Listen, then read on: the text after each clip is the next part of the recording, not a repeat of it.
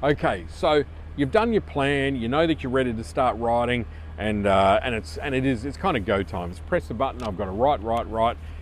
What's going to bring you unstuck? Well, there'll be a lot of videos on this, don't you worry. But first and foremost, my biggest bit of advice is you've got to treat your writing as a priority project. You got to look at short-term pain, long-term gain. And what I really mean by that is there will always be reasons not to write. There'll always be a client that needs you. There'll always be kids that need you. There'll always be, there'll always be some reason why you can't write your book. And I see a lot of people, it's as simple as that. What brings them unstuck is that they don't treat their book writing, their first manuscript output, as a priority project.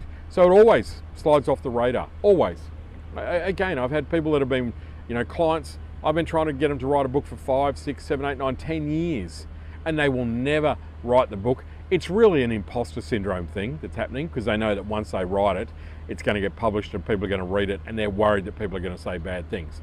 But the reality is that if you don't make the time as a priority, like map it out in your calendar, and you get everyone on board, your clients, your family, your team members, whoever it might be, you go, hey, I've got to write this book, I need your help.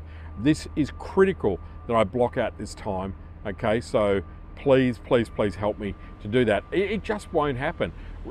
At some stage, with all the planning and all the thinking, you've got to sit down and do this, okay, for many hours. And there's no other way.